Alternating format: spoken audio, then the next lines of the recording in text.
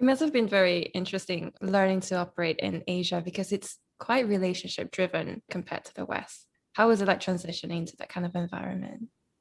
Yeah, I think I was very blessed. God is good. He didn't throw me in right away. My first role was at this fund in Korea, but they say Confucianism was invented in China, but it's still strongest today in Korea because, I mean, man, it's very hierarchical, top down. And there's some benefits to that, don't get me wrong. But if you're coming from a Western perspective, it's very difficult to get involved, to go work for Samsung if you grew up in the US. So this fund, it was actually Chicago based and it was a small office. There were like 5 of us. And I was the first person of Korean blood in the office. So I worked with a bunch of Caucasian guys. And our broker was Korean. I became the default Korean guy. My Korean wasn't great, but I could speak some Korean. So then I became the guy to talk with the brokers and stuff like that. And so it was good. It was a good ease into sort of culture to experience a little bit, but not be totally inundated with it, I suppose. Goldman in Singapore. So Singapore, they say Asia light. It's much easier. It's much more Western in many senses than Korea. It was fine. It was quite doable. And same thing with Mercuria. And then we set up our own firm after that. So it took some getting used to, but I think all in all, it was a relatively light transition compared to what it could have been. What sparked your decision to start your own venture capital? It was just another one of these seemingly random things because, okay, what happened was in my last 3 roles at this fund in Korea, at Goldman, and at the Swiss firm called Mercuria, I was predominantly trading. So that means listed stuff mostly. But I got pulled into private deals, private equity basically. And I found that quite stimulating. It's a very just different part of the universe, the investment universe.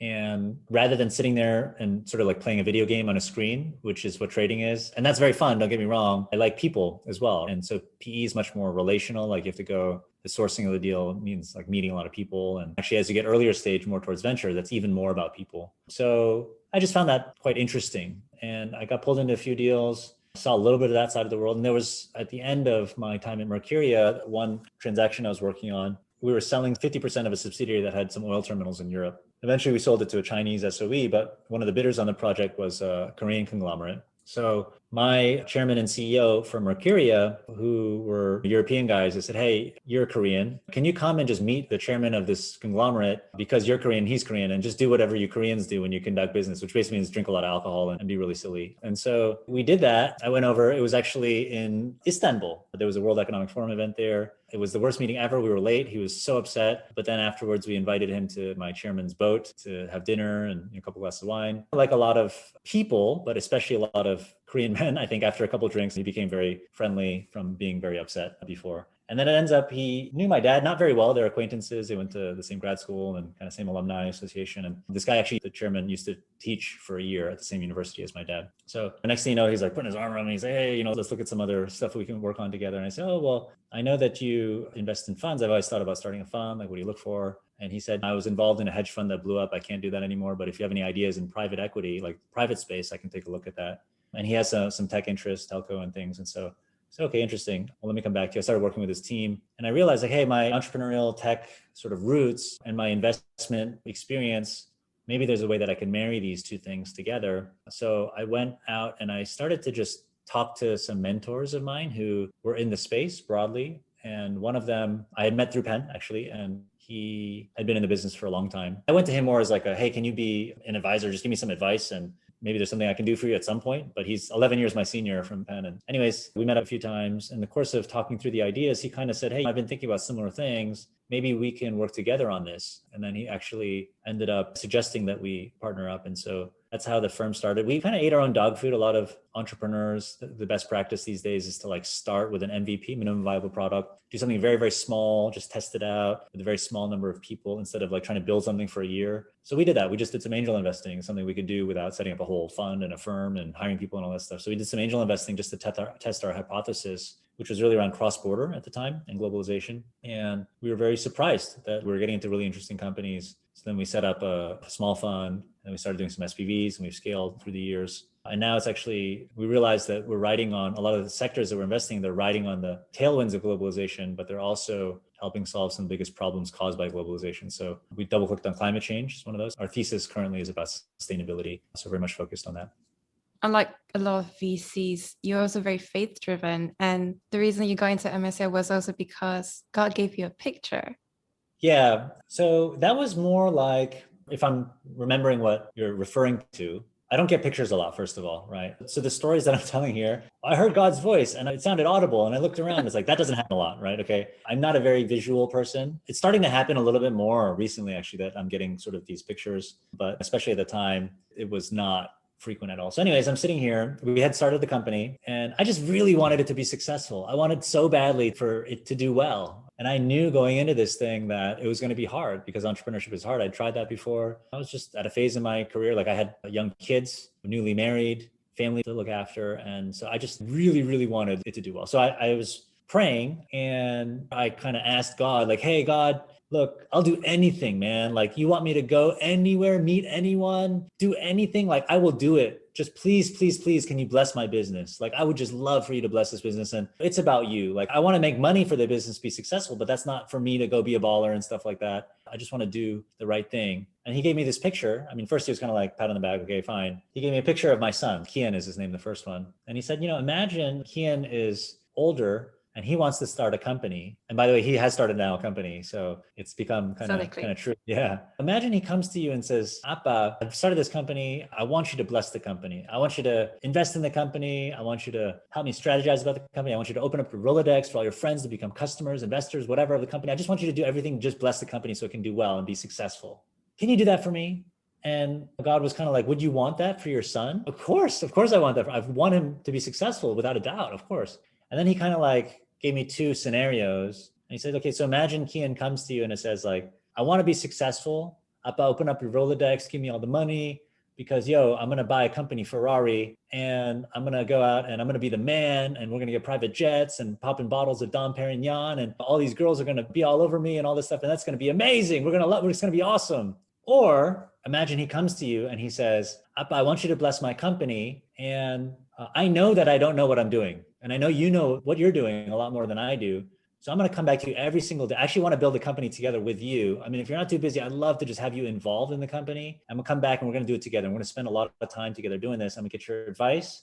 I know you're good at this. So I have absolute faith that it's going to be successful. So when it's successful, I want to use the resources and the success that we get to make a positive impact on the world and do good things. Like maybe we donate a building to some university and put the family name on it or whatever, like let's give back with this. And so God kind of asked me like, in which of those scenarios would you want your son to be successful? And I said, kind of both. He's like, yeah, but in the first scenario, you would just be a little bit cautious about blessing him because in a way, if you bless him, it could kill him. If he has the right heart, it can actually help. But if he has the wrong heart and the wrong values and the wrong priorities, then blessing him can actually hurt him. On the flip side, if he's like the second version of Kian and he comes and he asks you all these things, like, wouldn't you do everything in your possibility, in your power to make sure that he's got all the resources to be successful? And if he believes in you, and if you're good at this, and if you're influential and whatever, like he will be successful. And how much more so if you think about your Father in heaven, like I want this company to be successful even more than you want it to be successful. It is something that is in my heart, is the deepest desire of my heart, more than even you want it.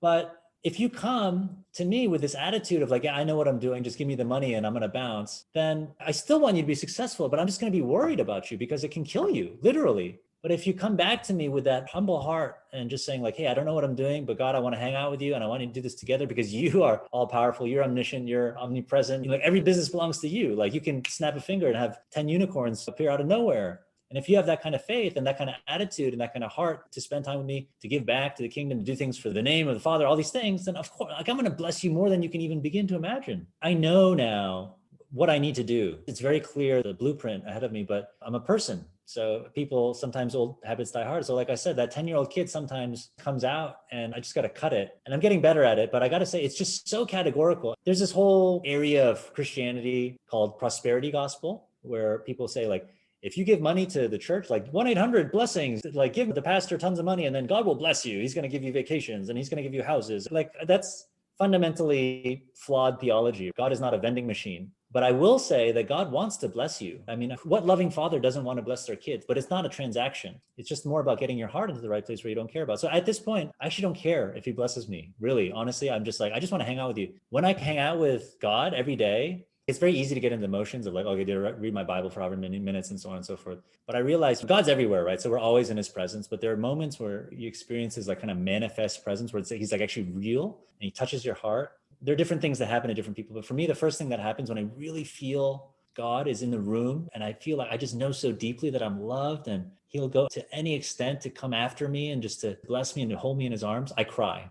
That's the first thing that happens to me. And it happened a couple of times at retreats, these moments, these very special moments when you go away to church and whatever. But then I started realizing, hey, it can happen normally too. If you just really press in, I mean, it's very obvious in scripture. It says like, come near to me and I'll come near to you. And so I started optimizing, instead of checking the box and say, hey, I read my Bible for however many minutes, I started checking like, did I cry today? And it's not about crying because you can go take acting classes and learn how to cry, obviously. But it's more like, did I really meet God today to the point where I felt it in the bottom of my soul that he loves me? And I'll tell you, when I get that feeling, I've done every single type of drug that you can imagine. I've done cocaine, I've done heroin, lots of weed, of course, opium, DMT, mushrooms, like acid, LSD, everything you can imagine. I'll tell you, when you feel the presence of God, it is 1,000 times better than any of those things like combined, right? So that's kind of what I'm after every day.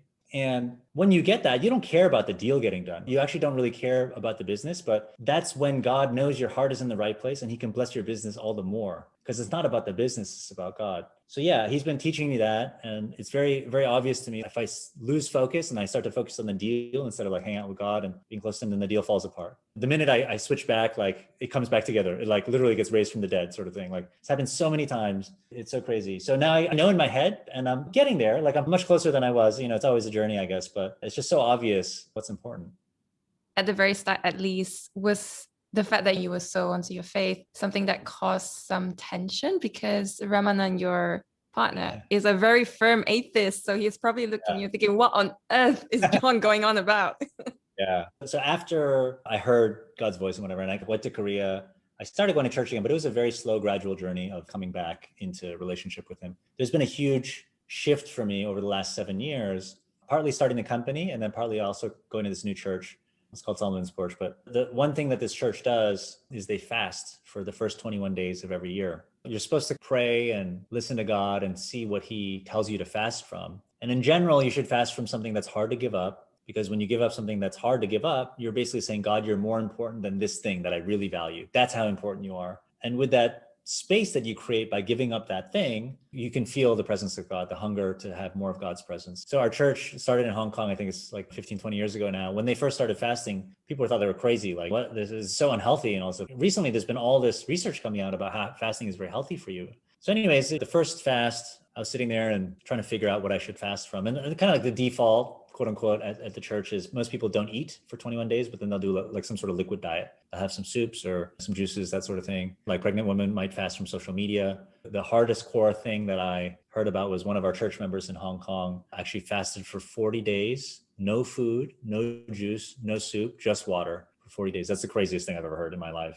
So anyways, I'm sitting here and I'm trying to figure out what to fast from. And I don't really value food, to be honest. I think it comes from, again, that desire to be accepted and all that stuff. Like it drove me to be very goal oriented. And that leads to this mindset of deferring pleasure to get more pleasure later. And so I have much more of like an investment for later mindset rather than having pleasure now sort of mindset. And so for me, food is kind of a source of calories. My college roommates used to laugh at me because they would find remnants of like a hamburger on the toilet seat because I've been sitting there taking a poo and eating at the same time because it was just a waste of time to go sit down and eat. I used to wrestle as well in high school. And so we would not eat and exercise very, very intensely to drop weight, to make our weight class. So I thought to myself, okay, I should probably not eat, but I don't know if I'm going to feel that in the same way as other people. And so what else can I fast from? What would be the most difficult thing for me to fast from? I sat there, I prayed about it, I thought about it. I went on a walk in our neighborhood and I remember sort of like looking up and it kind of just dawned on me, actually, the hardest thing for me to give up is work. And again, it's tied into that fact that I got bullied and I want to prove myself and be accepted and affirmed. And that's how it manifests these days. So I ran back in the house and I ran upstairs and I burst into the room and I said, Elaine, this is my wife. I know what I need to fast from. I need to fast from work. And she just looks at me with this quizzical look. She loves food, by the way. She's much more of a pleasure sort of oriented person. She just looks at me and she's like, that's not a fast. That's called a vacation. So I ended up doing this. I couldn't fast the whole day, but I ended up taking the whole morning off and into the afternoon. And I'd go to McRitchie Reservoir here in Singapore and I just like hang out with God. And I felt like I needed to tell Ramanan, my business partner, this. And so And we had this thing where we had done a lot of small deals together. And then we had this thing that was 18 times larger than our largest deal that fell apart around like November-ish. In December, we're like reeling from that. And we started to get going on this other deal, which is also 18 times as big as that, as anything we'd ever done. Same size, if anything, like even more coveted. The sort of like co-investors that were involved and the scale of the entrepreneur and so forth. And so here we're in this like very, very critical moment in our firm's development. And then I just told my partners like, hey, I'm going to stop working for half the day. And he's like, what? And I'm going to stop eating. He's like, what are you talking about? This makes absolutely no sense. You're not going to have any energy. So like the times that you are working, you're going to be completely unproductive and you're not going to be working for much time. Like this is so crucial that we had this thing fall apart just now. And then how are you going to do this in this moment? And I said, well, look, I acknowledge that you believe something very different from what I believe. But in terms of what I believe, if you look at the scriptures in the Old Testament, the Israelites, they didn't fast when it was convenient. They fasted when they're about to go into battle, right? Because that's when it's important to demonstrate that it's really not their own strength, but God's strength. It's God's strength that brings them the victory. So if anything, like this is our battle, man. We're about to go into battle and this is the most crucial time. And we should be bulking up and eating big fat steak dinners to get ourselves ready for battle. But I think I'm going to fast from work. And he's like, well, and he couldn't understand it. And we went back and forth and he resisted very, very fiercely. But eventually he saw I wasn't going to give in. So he kind of just said, okay, fine. I don't understand it. I don't agree with it, but shoot, well, okay. I respect that we have a difference of opinion and you can do that. Your company, if it didn't work out this deal, it could fall. The whole thing could have been over. Yeah, we were reeling at that point. And yeah, you need to start doing some bigger deals for things to make sense economically. We've been investing into the business for a while. So it's existential threat. So I go forth and I fast. I mean, this is one of those stories like where for that 21 days, I would go and then I would hang out with God. But at the beginning, to be honest, I tried to do 15 minutes, maybe 30 minutes a day of quiet time sort of thing, like maybe an hour if I was like really, really free or something. But to sit there for like 4 or 5 hours a day was totally mind blowing for me. And I went and so I'd sit there for an hour and kind of be like, okay, and I'd sing some songs and then read the Bible, pray a bit and whatever. And then like at the end of an hour, you kind of like start losing steam. And by that hour and a half mark, I'm starting to twiddle my thumbs, look around. 2 hours, like, oh man, I'm really bored. What am I supposed to do here? It's kind of like I had this father who I was basically estranged from, who was my dad, but we had never really spent long chunks of time together. It just wasn't natural. It felt all of a sudden like really awkward. Like he was almost my stepdad or something. I'd have him for little bits of time here and there, but that's not really what a father-son relationship is all about. So anyways, it was very awkward at first, but by the end of the 21 days, I talked about the pictures and visions and things and like just started to get much more clear communication, words, and just to understand his heart really more than anything else and how much he loves me. And another thing is I feel a lot more comfortable talking about my faith now than before, because I used to think Christianity was this divisive thing, like, oh, I'm Christian, you're not. But actually you realize when you understand the heart of the Father, he talked to a lot of people who weren't Christians or who weren't Israelites or whatever. And I think the heart of God is like, we're all his children. He loves all of us. Of course, he wants relationship with all of us. So if you don't have relationship, then yes, he wants to bring you into that. So if that means coming to church, yeah, well, that's fantastic. But I don't think my job is to convert anybody. So I used to think, oh, if I'm trying to convert somebody, is it awkward if I talk about Jesus or not or whatever? But for me, I'm just trying to show God's love. And I think if they see that, they're attracted to God's love. And it's God's role to show them what they should do. All I need to do is just sacrifice myself, honor people, show them love, and then God does the rest. For a season, every day I take an Uber or Grab. Every single Uber or Grab driver that I took, I would pray for them. Muslims, Buddhists, agnostics, atheists, there were only like 2 out of probably thousands, I think, that said, no, I don't want you to pray for me. When you just have that attitude of like, hey, I just want to bless you. It's okay if you don't believe what I believe, but I feel like the God I believe in loves you. It doesn't matter what you believe. And so I just want to bless you with that. And who doesn't want to get blessed? So we got that deal done. From this point, Ramadan, he'll sit there and every now and then I pull something crazy, like I need to fast. At one point I was like, hey, I need to go work 1 day a week from the church office or like crazy things. And I'm not doing that anymore. But at each point he'd resist and I'd say like, God told me to do it eventually. And he'd be like, it's okay. Look, well, it seems to be working. So I guess I'm fine. Just go for it. So at this point, he doesn't really question too much if I say God told me to do it. Are there any particular stories that come to mind where God really showed his hand in your work that you're doing? Yeah, I mean, so many. I don't even know where to begin. But the deal that fell apart, the first one, we had been working on that for a long time. And I'd become very friendly with the CEO. We were close. It wasn't just about, hey, what should we do with the company? It was more like, how should you propose to your girlfriend? And what is married life like? And really deeper issues. And we had signed a term sheet for a set of reasons. The term sheet expired. It took us a little bit longer. Another investor came and snaked the deal out from under our legs. And actually, it was kind of 2 investors. And I was obviously very upset, right? This is like a transformational thing for us. I flew to Jakarta immediately. This was Tokopedia. William, the CEO, he said, I'm really, really sorry, but this thing happened. My hands are kind of tied and yada, yada. I felt like he could have fought a little bit harder for me, but my wife said some funny things in this sort of like aftermath of just reeling from this whole thing that happened. She said something like, you should go to Japan and go to the lead investor's house. I mean, this guy is like, it's a guy that everyone would know. So you go to his house and like sit on his doorstep and demand that he gives you the deal back when he walks into his house. I was like, that's freaking crazy. He's got security. There's no way I could do that. And then she said, you should go tell William, like, maybe God's using this for you to be a good testimony to William and everybody involved. And I was like, oh, that's crazy, man. What are you talking about? But then I went and I prayed about it, and I did feel like God saying that. So at the end of this whole episode of several days of back and forth and trying to fight for get the deal back and things, he sent me an email and it said something to the effect of like, I'm so sorry, blah, blah, blah. And then at the end of it, he said, and I hope that we can be friends again someday. I hope you can forgive me and we can be friends again someday. And the verse that I got was turn the other cheek. And I felt like I had just been slapped in the face. But to be a good testimony is like when you get slapped in the face, then you should actually turn the other cheek. So I replied to this email and I said, William, I just want you to know this is the hardest thing I've ever been through in my life. Because yes, there was that moment when I actually told William about this, when I went and slept on couches, my friend's couch, and I ate pasta twice a day because I couldn't even afford 3 square meals. But I sold my car, I got rid of my apartment.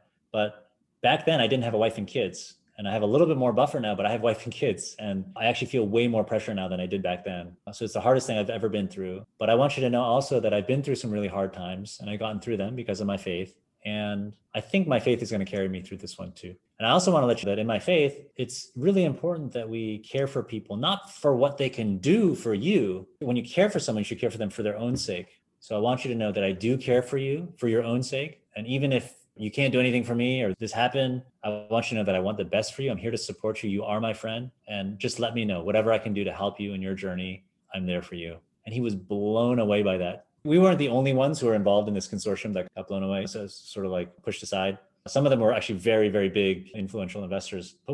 Some of them were saying things like, do you know who I am? Like, you're never going to do business in Indonesia again. Like these families that I know, and I know the president, blah, blah, blah, all this stuff. So there's like the juxtaposition of the two reactions was quite interesting for William. Subsequently, we actually stayed very close through that. And about 9 months later, we explored various other ways that I could be engaged with the company, join the company, maybe be advisor, whatever, all these things. But anyways, 9 months later, they were thinking about raising some more money. So he came to me first. I ended up bringing a couple families into the deal. So the deal ended up being not 18 times larger, but 110 times larger than anything that we had ever done before. So you can always say, coulda, woulda, shoulda, like you don't know how it would have turned out. If it was earlier, it would have been a higher multiple, all these sorts of things. But I think that's one that is very clear that just sort of following the word, and also I guess what God had told me at the time, it led to a good outcome. I'm still a board of that company. The last valuation I think is an $8 billion company. It's very public now. It's listed in the media that they're going to be IPOing soon for potentially with a merger with Gojek up to $40 billion, all these things. So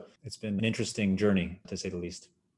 You mentioned bringing families on board. At least in Asia, LPs tend to be families. They are those few people who are involved in many, many industries. And I imagine because they're your LPs, you would tend to source for deals that are working in the spaces they are in. So how do you think of where to go in? Because I think you also have this 4 R's of behavior change as well. So you have a very unusual way of looking at deal flow.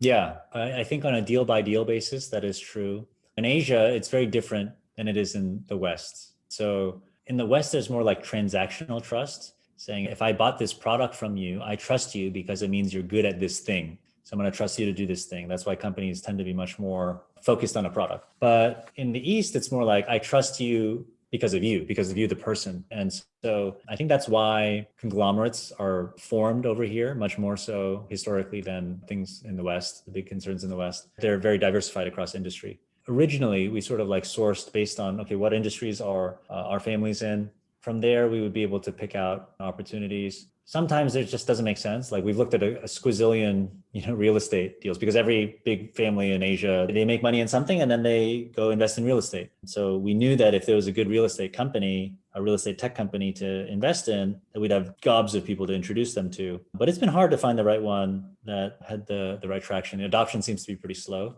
But I think another sort of case study, the one that we ended up getting done during the fast that I mentioned earlier is this company called Dialpad. It's a company that needed telco relationships. So, we found our way to the company. The entrepreneur had sold two companies, one to Yahoo, became Yahoo Voice, another one to Google, became Google Voice. This is third voice company. So really just like a different, much more seasoned caliber of team and things. And Rich Miner led the Series A from Google Ventures. He's the co-founder of Android. Mark Andreessen sits on the board there from Andreessen Horowitz. So here I am and fasting to try and win this deal amongst these giants of the industry. Craig actually didn't even want to talk at first. He's like, yeah, I just raised money from these guys and I'm not talking to VCs right now, but can I call you back later? Ping you back when I'm ready to raise more money. And I said, oh, maybe we can just be helpful. So happy to just have a conversation about that first. And we got on the phone and became clear he needed telco partnerships. We ended up introducing him to a bunch of families that own telcos. And that kind of led to us building some goodwill. And then this thing went live in January during the fast. So then we ended up leading the Series C. And it's been a crazy journey since then. Yeah, there's an iconic letter D, just raised a $100 million Series E, 125, and some interesting plans for the company ahead. I understand you recently invested in Living Food last year, December. And it's the first Indian company, second in food sector. And there's also Three Dots before that, where you even did a video to talk about food waste and what they were doing. So it's so fascinating just to see the kind of things that happen in Southeast Asia. And I wonder if you could share a bit about your interest in that area and why food and climate change is so closely interlinked. Yeah, let me reverse a little bit and get into that. So when you invest in companies like Dialpad is a communications platform, and they have a product like Zoom is video conferencing. They have a product that replaces your desk phone. So when somebody calls your office phone, it'll call your mobile and all the different endpoints that you have.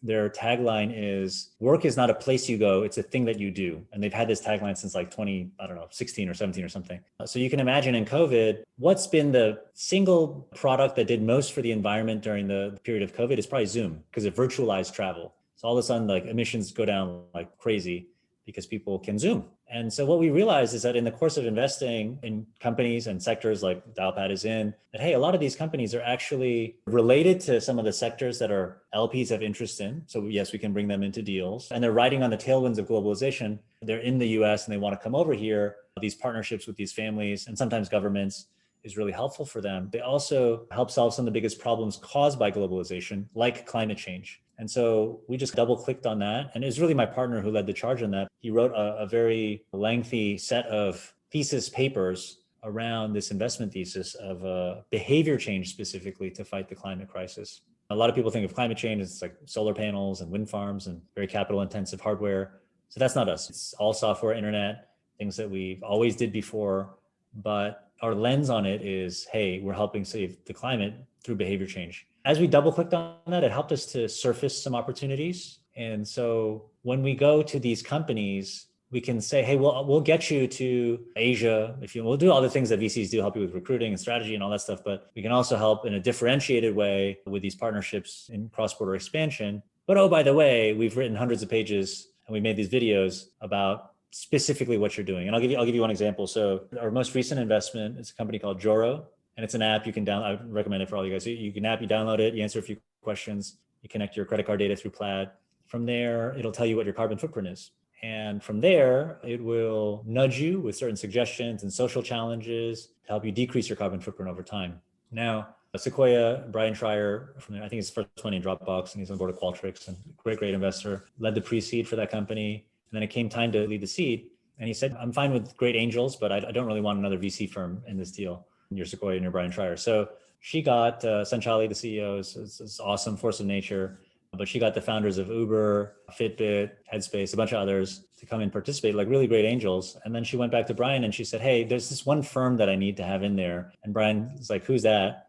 And she said, they're called Amasia. Obviously, I wasn't there, but I can just imagine Brian Schreier being like, who the heck is Amasia? Why do I need to let them into this deal? And then she's like, here's a few hundred pages that they've written about behavior change to fight the climate crisis. That's exactly what we do. I mean, there's no other VC in the world that's thought as deeply about this. And so Brian took over. He's like, okay, yeah, absolutely. We need to let these guys in. So we ended up being the only other VC in this round. So we could have done Joro before, but I think now we wouldn't have won it, right? There would have been no reason to let us into that deal. But now with this thesis, it's something that helps us to get into really interesting opportunities because there aren't many sort of like VC firms that focus on sustainability. So we're quickly becoming kind of the go-to guys in this space. Some of them are very obvious, like Joro is very obvious. It's a climate change investment. I'd say some are a little bit more in the middle. So for instance, food is a $1 trillion industry and we waste a third to a half of all the food that's produced for us to eat. All the inputs that go into the fertilizers, the fact that when you go throw it in the dump, it produces methane, which is 84 times more pollutant than carbon dioxide. It's just so bad. So Tree Dots, it's a company that takes that food waste, because a lot of times this food is perfectly good, but it's just like the chicken is a little bit too big or too small, so you can't sell it into the grocery store. But you can sell it into F&B because it's totally fine. You just cut it and plate it, make it look nice anyway. So it doesn't matter if it's a little bit too big or if it has a broken bone or whatever. It's growing very quickly. They've been incredibly capital efficient.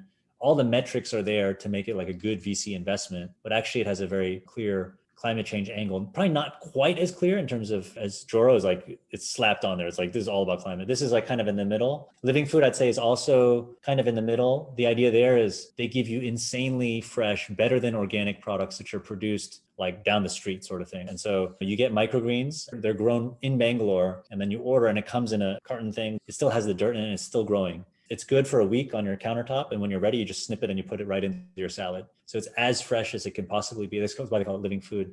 But kombucha that's made in your neighborhood, sourdough bread, which is like within a few hours of it being baked, it's on your doorstep. And all the probiotics, which decay very quickly, they're there for you to consume right away. And because of that, especially in places like India, most of the food is produced, it's packaged, it's got a bunch of chemicals in it, lots of sugar. It's made somewhere around the other side of the planet. They spend lots of money. It's at scale, so it's cheaper in a way, but they spend lots of money and energy, like shipping that stuff around the world. And it's really bad for the environment. So Living Food is not just better for you as a person, but also much better for the planet. When you go to Living Food's website, you don't necessarily think, oh, this is a climate change investment. You just think, oh my goodness. Actually, livingfood.co, you should check it out if you want to get hungry. Man, these pictures are really good. We have a social commerce company in Indonesia, for instance, it's kind of like the Pinduoduo of Indonesia. You definitely wouldn't think of that as a climate investment, but they optimize the supply chain. So a lot more carbon used to get goods to where they need to go. So that's our lens on the whole sustainability angle and a little bit of our journey there. The thinking used to be that if you wanted to make an impact, you had to sacrifice returns. So it's kind of like, oh, if you're an impact fund, I guess you make less money. But I think there's an increasing body of evidence that if you do it right, you can actually enhance returns. And I think increasingly you're going to need to do it to enhance returns. A lot of investors like BlackRock and Goldman, a bunch of these folks have said like, we're going to be shifting money and paying a lot more attention to this ESG stuff. So yeah, I think you really need to have a future, have a story and have a strategy for that.